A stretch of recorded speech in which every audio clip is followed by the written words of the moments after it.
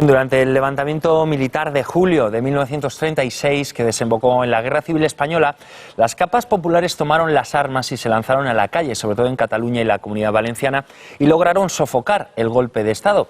Aquella iniciativa, que se extendió a otros lugares de la península, dio pie a una revolución social que, encabezada por movimientos anarquistas y libertarios, más allá de impedir el alzamiento militar, pretendía transformar la sociedad. Julio de 1936. Las capas populares se convierten en Cataluña en la fuerza necesaria e imprescindible para parar el golpe de Estado militar iniciado en el norte de África por el general Franco.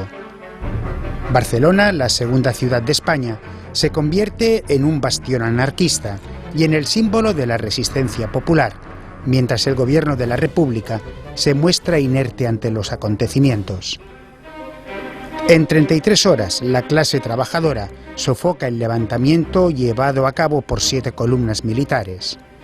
La victoria es ampliamente celebrada en Barcelona.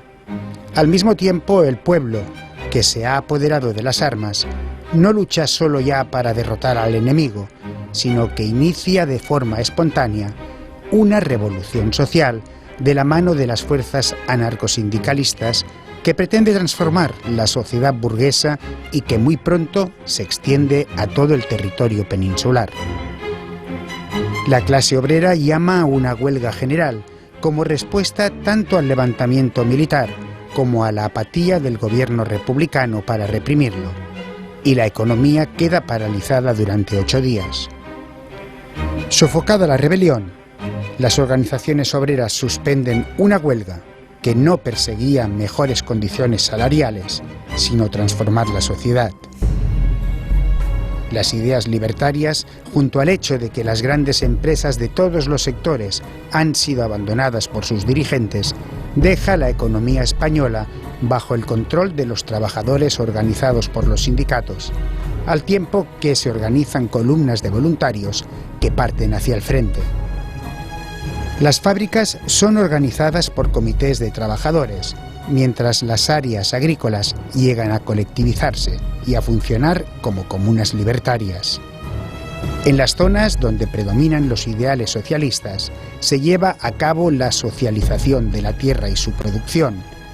En las zonas de hegemonía anarquista, la colectivización de la propiedad es total. En algunos casos se llegará incluso a abolir el dinero. Incluso hoteles, peluquerías, medios de transporte o restaurantes serán colectivizados y manejados por sus propios trabajadores. Pero los avatares de una guerra que durará 1000 días por un lado y las disensiones internas de las fuerzas revolucionarias por otro acabarán en solo unos meses con una revuelta social probablemente inédita en la historia. Pues bien, para hablar de ese episodio de nuestra historia nos visitan hoy en Para Todos Lados Laura Vicente, es catedrática de Historia de Instituto, es especialista en Historia Social e Historia de la Mujer y referente al tema que nos ocupa hoy acaba de publicar este libro que tenemos aquí, Historia del Anarquismo en España. Muy buenas tardes, bienvenida. Buenas tardes. Saludamos también a Ferran Aissa, es historiador y escritor, autor de diversos ensayos y estudios sobre el movimiento anarquista como este que tenemos aquí sobre la historia de la CNT. Muy buenas tardes, bienvenido. Buenas tardes. Bueno, veíamos en el reportaje, ¿no?, esa emotiva respuesta popular, ¿no?, que va a llevar a la gente a las calles, ¿no?, para detener el golpe del 36. Pero no sé si la pregunta sería, inicialmente se trataba exclusivamente de ese acto de lealtad a la República, por el contrario ya existían, consignas de llevar a cabo una revolución. Bueno, en principio es solamente una marcha, diríamos, espontánea, una salida espontánea de los trabajadores y también de otras fuerzas políticas y obreras para hacer frente, diríamos, al golpe que se estaba preparando. Claro que había, durante unos días antes, ya había gente preparada o organizándose, pensando que el ejército iba a levantarse, como ya había habido la noticia en África, y luego en algunos lugares en Melilla y de estos lugares pues había levantado el día 17 y 18 de julio, ¿no? Aquí en Barcelona y en toda la península fue el 19 de julio cuando estalla realmente el movimiento del Ejército Nacional, el ejército el rebelde, ¿no?, que se levanta contra la República, y en lugares como en Barcelona, donde hay un movimiento obrero muy organizado a través de la CNT y de la FAI, ya llevaban unos días preparando este levantamiento, ¿no? Esta defensa, a través del Comité de Defensa Confederal, pero también la Generalitat de Cataluña había puesto sus raíces en este enfrentamiento, en esta defensa, a través de la Guardia de Asalto, que fue también un pilar muy importante entre los obreros y la Guardia de Asalto de defensa de la República en este primer caso, ¿no? Luego ya pasaría a vencer el ejército y quedar el Estado casi en ruinas, que serían los obreros armados los que tomarían una gran parte de la iniciativa de esta revolución. O sea, había ese trasfondo real. Sí, yo señalaría que en España hay una cuestión que marca una especificidad del movimiento obrero respecto al resto del movimiento obrero europeo, y es justamente que desde 1916 en España existe un sindicalismo revolucionario que, mientras en Europa decae y prácticamente queda extinguido y como un hecho marginal, en España se convierte en un movimiento de masas. A partir, por tanto, de este momento, en España hay un sindicalismo que plantea la revolución como algo cercano, no como un proyecto lejano, sino como algo cercano. Por tanto, aunque no hubiera consignas concretas cuando se produce el levantamiento militar, podríamos decir que el movimiento libertario estaba siempre preparado para poner en marcha un proceso revolucionario.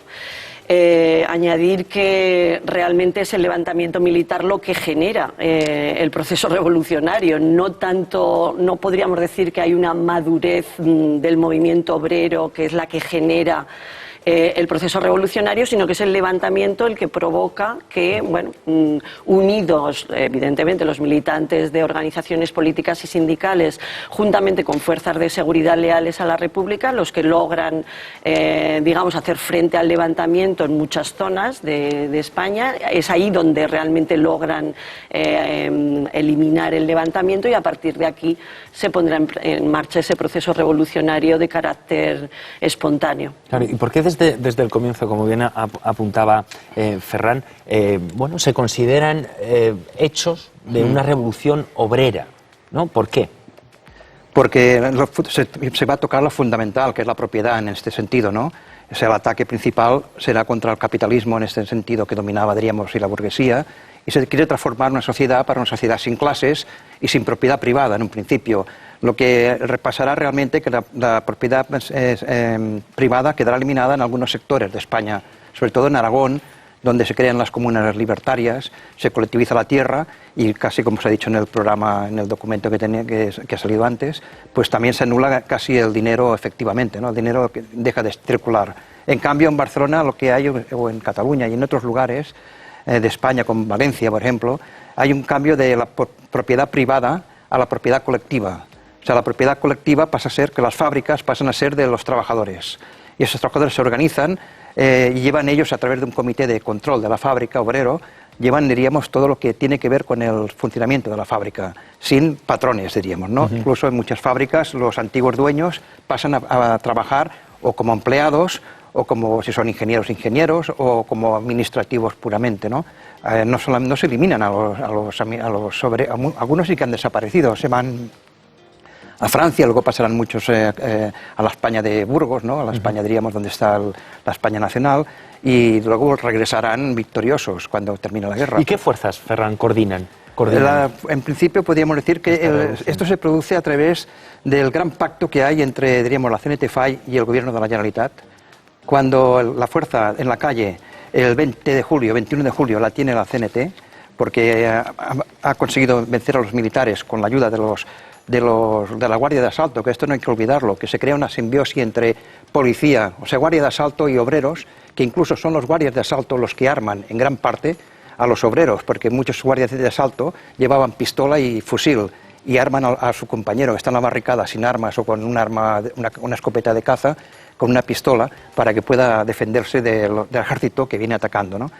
También se puede decir que muchos soldados desiertan del ejército, que son de reemplazo, y eso también facilita el vencimiento de las fuerzas leales a la República. No, iba a comentar precisamente que la pérdida del monopolio de las armas por parte del Estado es lo que abre un proceso revolucionario pues súbito, violento, en este sentido, y es bueno, lo que este proceso revolucionario, ante el vacío de poder que se produce por parte del sistema político, las instituciones, intenta cubrir ese vacío de poder. Yo marcaría una diferencia entre lo que ocurre en el verano del 36, que es cuando se da plenamente ese proceso revolucionario, porque el Estado no es capaz, aunque no ha desaparecido completamente, pero el Estado no es capaz de intervenir y de modificar todo el proceso de base popular que se está produciendo, y lo que ocurre a partir de septiembre-octubre, que es cuando el Estado empieza a recuperar el control, tanto el Estado central, digámoslo así, encabezado por el nuevo gobierno de Largo Caballero, como la Generalitat en el caso de Cataluña. Por tanto, cuando estas fuerzas revolucionarias, protagonizadas fundamentalmente por el movimiento libertario, intentan cubrir ese vacío de poder, lo hacen en tres líneas, en tres ejes. Por un lado, la formación de comités que intentan cubrir el vacío de poder político, institucional, intentan, digamos, dar respuesta a las cuestiones más urgentes, desde el abastecimiento de alimentos, el tema de las milicias, el tema del orden público, etcétera, por un lado, y por otro lado, evidentemente, el tema económico y social. Es decir, se produce ahí un vacío también en las empresas, y serán los comités obreros de control los que se incautarán. Es ahí donde muchas, comienzan a darse los primeros pasos, ¿no?, para llevar a cabo esa transformación. Esas empresas, y empezarán a colectivizarse. Y luego el tercer eje, que son las milicias. Para cubrir, digamos, el vacío que se produce en el frente de batalla, porque el ejército, pues, digamos, todos los soldados han sido licenciados, y ahí tienen que ser los sectores populares los que hagan frente a los primeros meses de guerra en el frente de batalla, y por tanto la organización de las milicias, la salida de las columnas que hemos visto en el reportaje, que se dirigían desde Cataluña fundamentalmente hacia Aragón, pues tienen un protagonismo muy importante, y las cosas empiezan a cambiar a partir de septiembre-octubre.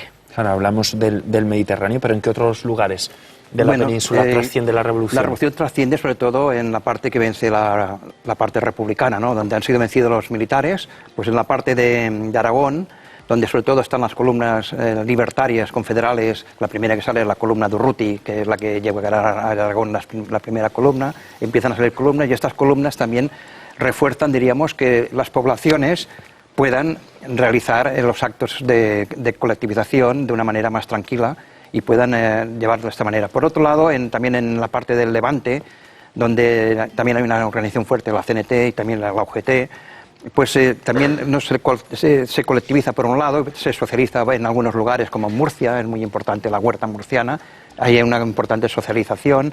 Todo lo que es el Levante será modélica la colectivización que se realiza tanto en la industria, pero también en el campo, en la parte de los naranjales y en toda esta parte, diríamos, agrícola de Valencia.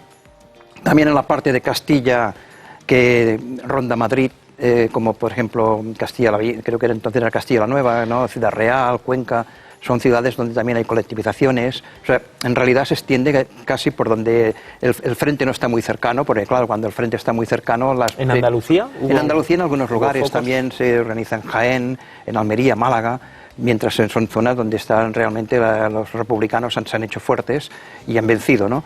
En donde, claro, donde en Sevilla, que ha vencido el Ejército Nacional, pues aquí no hay nada, que hay represión, ya empieza la represión en estos momentos. En cambio, en estos lugares pues se lleva a cabo una revolución, podríamos decir, social, ¿no? Que no solamente fundamenta, por ejemplo, en Cataluña, la ocupación de las fábricas. No es que sea una ocupación de las fábricas, sino que se da la orden de que el día 27, que es el lunes, después de una semana que ha pasado todo este follón, diríamos, de la insurrección y del vencimiento, pues los trabajadores vuelven a sus faenas, a sus trabajos, pero celebran una asamblea y normalmente la colectivizan, sobre todo si son empresas grandes. Así se transforma, diríamos, lo que era empresas privadas, porque no eran municipales como los transportes públicos, en empresas colectivizadas, modélicas, como fue lo de los tranvías de Barcelona o como todo lo que es, diríamos, el servicio público. Se consigue pues que en aquella misma semana se pueda abastecer de luz, agua y electricidad toda la comunidad de una manera llevada de este servicio público colectivizado por los trabajadores. Lo mismo pasa en la sanidad, que es importante, porque por primera vez la sanidad se socializa en España, a nivel de crear nuevos hospitales, de llevar la sanidad a todos los barrios, por ejemplo, de las ciudades o a todos los pueblos, que tengan médicos y que puedan acudir a hospitales donde son atendidos gratuitamente. Que esto antes de la República o incluso durante la República era una cosa muy minoritaria y que tenía que ser a través de mutuas o a través de, diríamos, de la caridad casi. Bueno, es curioso, Laura, porque ¿hasta qué punto las medidas de esta revolución, como apuntábamos, colectivizaciones, socializaciones o comunas libertarias, van a ser eficaces, van a ser efectivas? Bueno, diferenciando lo que son las colectivizaciones agrarias, las más estudiadas han sido las de Aragón más que las del resto de los sitios. También quizá duraron más tiempo porque prácticamente duraron un año largo, del verano del 36 al otoño del 37. Son eficaces cuando se mantienen en el ámbito local. Las dificultades empiezan cuando quieren salir de ese ámbito más reducido, de ese ámbito local, e intentan o pretenden hacerse cargo, pues, por ejemplo, de productos de exportación o cuestiones de este tipo. Por tanto, digamos, la limitación andaría por un lado en ese sentido. Luego, decir también que las colectivizaciones agrarias que se producen en Aragón habían sido propuestas fundamentalmente por sindicalistas de la ciudad, que habían pensado más bien en colectivizaciones que estaban dirigidas a jornaleros o campesinos pobres, y se encontraron con que en Aragón lo que predominaba más bien eran los pequeños propietarios. Y bueno, por ahí también se encontraron con algunas dificultades de resistencias entre algunos de estos pequeños propietarios. En general, las tierras que se colectivizaron tanto en el campo como en la ciudad, como ha dicho Ferran, son tierras que son abandonadas por sus propietarios, por un lado, sobre todo allí en la ciudad donde no se mantienen los técnicos y directivos, son las que se colectivizan en primer lugar, y en el medio rural exactamente lo mismo, con el añadido de que las milicias, que son un poco las que están difundiendo todo ese proceso de incautación y colectivización, pues necesitan también un territorio de donde sacar alimentos y para poderse mantener y demás. ¿La colectivización se hace de manera voluntaria o hay cierta coacción? Bueno, yo diferenciaría, en parte es voluntaria, y sobre todo allí donde, digamos, donde es más voluntaria y donde tiene y genera más entusiasmo, es donde existe ese sector pobre de la población, jornaleros o campesinos con poca tierra, etcétera. Ahí es voluntaria y en general se desarrolla sin ningún tipo de oposición. Pero bueno, yo señalaría que sobre todo en las zonas donde se instalan las milicias y lo convierten en zonas, digamos, de operaciones, ahí hay constatación de que se producen coacciones. No todo el mundo voluntariamente quiere integrarse, sobre todo donde hay, pues, bueno, pequeña, mediana propiedad, no ven con buenos ojos el poner... hay de todo, pero sí que hay coacciones en algunos Cataluña, casos. por ejemplo, pues la colectivización del campo casi no se da, por una circunstancia de que aquí el campo estaba reducido a pequeño latifundio, ¿no? Casi propiedad de subsistencia. Entonces, lo que se crean son cooperativas. Aquí sí es una tradición en Cataluña la cooperativa, y esto sí que se da, diríamos, durante el 36, que convive el colectivismo, el cooperativismo, y luego también hay la privada, diríamos, gente que quiere trabajar sus tierras y los hace y no pasa nada, ¿no? Porque son además de subsistencia para familiares. Lo que sí que pasa también en los lugares como en Aragón, que están las actas de las reuniones, el que quería permanecer al margen podía permanecer, pero le decían, no puedes trabajar más tierras que la que puedas darte de comer, y no puedes tener empleados, porque el nuevo sistema consideraba que la explotación había desaparecido, y entonces tenía que esto quedar eliminado. Y al no ser colectivo, solamente se permitía digamos, el trabajo colectivo. Y si era individual, pues no se permitía que podías trabajar tú, pero no tener empleados. Entonces, esto es uno de los motivos a veces de que los mismos que están solos se juntan a la colectividad para poder trabajar conjuntamente. ¿Y hasta cuándo durarán los efectos, Laura, de la revolución? Bueno, básicamente, los efectos de algunos elementos de la revolución abarcan toda la guerra civil. Por ejemplo, en el caso de las colectivizaciones, que en el caso de Cataluña además fueron legalizadas a través de un decreto, pues duraron toda la guerra civil. Yo diría que lo fundamental de la revolución decae cuando se producen los sucesos de mayo del 37. Es ahí cuando, en el periodo que va entre el otoño del 36 y mayo del 37 es cuando los enemigos de la revolución, que eran bastantes en el propio bando republicano, digamos, van ejerciendo un control sobre el tema de las milicias, el tema de las colectivizaciones, y cuando se producen los graves sucesos de mayo del 37, una parte importante de la revolución ha quedado congelada, digamos. Lo que pasa con las colectivizaciones que continuarán después de mayo hasta el 39, incluso cuando termina la guerra, algunas industrias textiles o metalúrgicas que han quedado, cuando llegan sus propietarios, hay las memorias famosas del Güell, familia Güell, ¿no?, que dice que su fábrica estaba en mejores condiciones cuando la habían dejado los obreros que antes de tenerla él, ¿no?, de antes de la revolución, ¿no? O sea que se crea un ambiente de que las colectivizaciones en gran parte habían sido positivas. Luego duran también, la parte de Valencia también se aguantan casi hasta el final de la guerra. Y la única cosa que hay muchas industrias que son intervenidas por el Estado, por la República, para crear, porque son necesarias para la guerra, ¿no? Se crean industrias de guerra o otro tipo de servicios que la República o la Generalitat, en otro caso, pues controlan, ¿no? Pues aquí lo vamos a tener que dejar. Ferran Eissa, Laura Vicente, muchísimas gracias por la visita. Suerte. Bien, y tras este repaso a uno de los episodios más importantes de la historia de nuestro país, de España, regresamos a la actualidad para conocer